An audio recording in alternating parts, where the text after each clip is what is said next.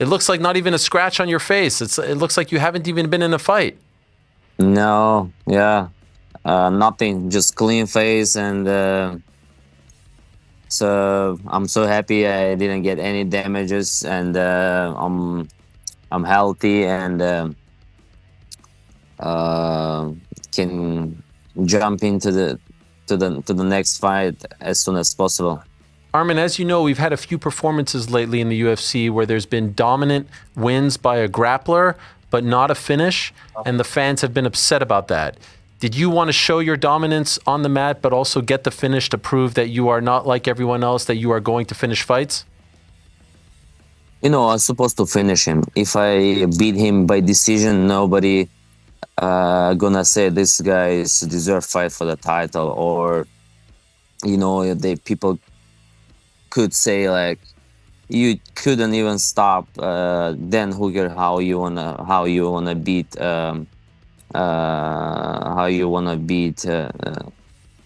Topuria? So that's why my goal was go there, finish him, ground and pound, TKO, submission, anything but finish. And before fights, I said it's gonna be in the second or third round.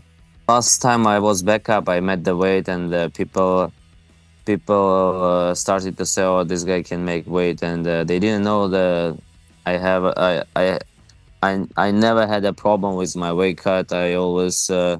I'm always professional, and I'm not super big for 155, and I can make a weight not easy but not too hard. I don't struggle with a weight cut, and and for this camp, I didn't think like about fans and about. I just was focused on myself and for my camp, and for my recovery, and don't get any injured, because you know, second time it's gonna be hard to pull out. At the ceremonial weigh-ins, you headbutted him, and this drew some criticism. The likes of Max Holloway and other fighters said this wasn't very smart. The fight could have gone canceled. You could have got hurt. He could have gotten hurt. Why did you do this? I mean, you know, if you ask me now, that was my fault. That was a big mistake. I shouldn't do that. But you can control yourself, you know. Especially me. I don't know. Yeah, on my mind. Okay, I'm going there and be quiet. Coach said, be quiet, no emotion, just go there, stay, don't even try to push him or to show emotional. Yes, I said, yes coach, no problem, and in 5 seconds I just boom, you know. It's automatically, you know. I cannot control myself first 5-10 seconds. That's why it's a little bit dangerous. On my mind, yeah, I'm super quiet, but someone when try to scare me, you know, or to show some crazy things, and I'm going crazy so fast. Did you get a talking to? Did anyone get mad at you in the back afterwards? I was surprised how Dan Hooker is a man. He could just say, you know, guys, I got hurt, just give me my money, I'm gonna get ready for the next one, you know. That's why he has a balls, and I really appreciate it. He's not like a pussy, and he's a real deal, you know. And he said, I like it what Arman did. I was super happy that he stayed like a man. Now as far as the fight goes, I have to say I was blown away by both guillotine choke escapes, but especially the second. First one, I did techniques, how the technique says, how the book says. Okay. The second one, I just did opposite side, because I know my flexibility. I just can turn 360 and to be on the top. It was unbelievable. You know what's funny about that? You got some heat for the back drills that you were doing. People said that this was what caused the injury, and I feel like you proved all good. No, it is. Your core is so strong, and your flexibility.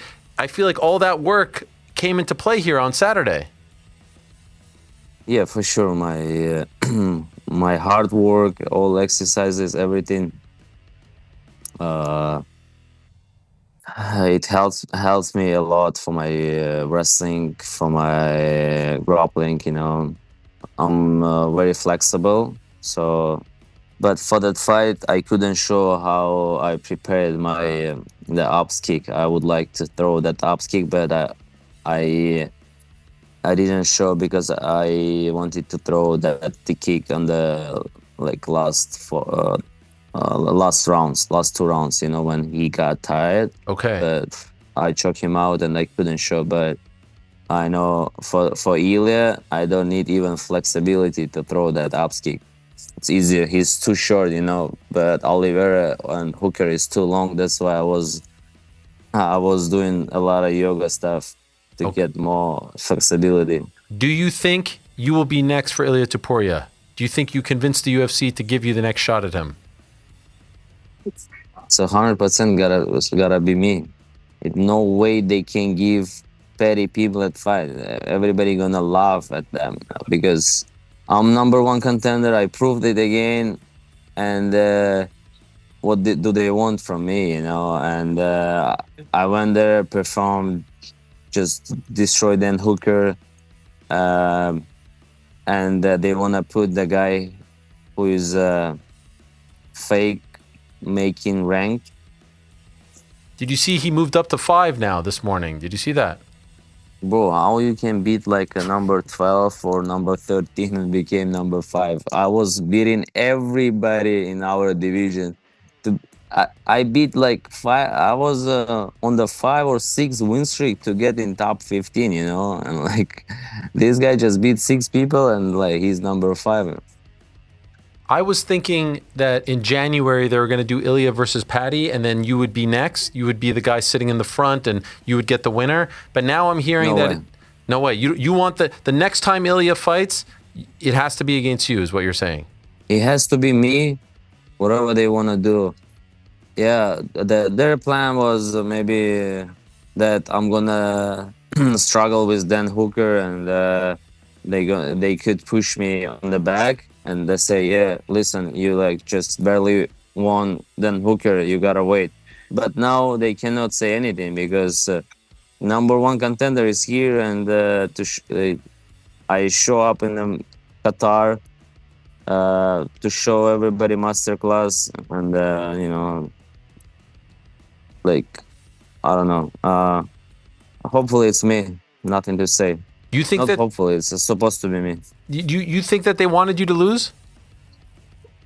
Not lose, maybe just win by decision that they could push Paddy Yeah. Pimblett. Did you see Ilia in Qatar? Did you see him at all? Personal, no. No. What is this clip that he posted of your interaction? When is that from? He's such a bullshitter. He just came, hugged me, and then he's saying this is a slap. If it was a slap, I'm not man anymore. If he slapped me while I'm laughing, what are you talking about?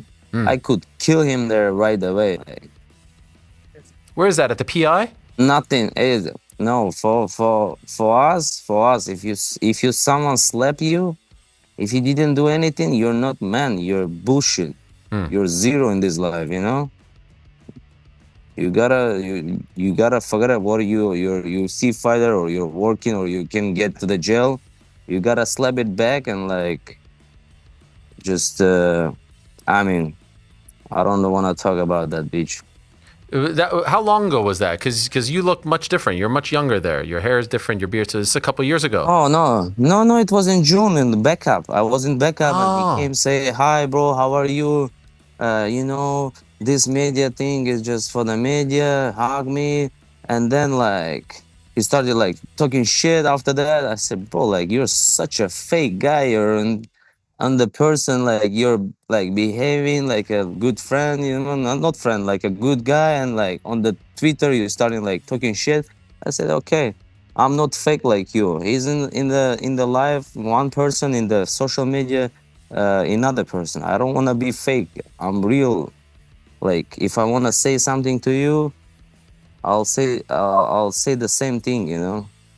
Do you have any idea what's going on with him right now? He hasn't fought since June, and we don't know. Charles has fought. He's trying to find easy fight and to defend that belt and go up, and the UFC trying to make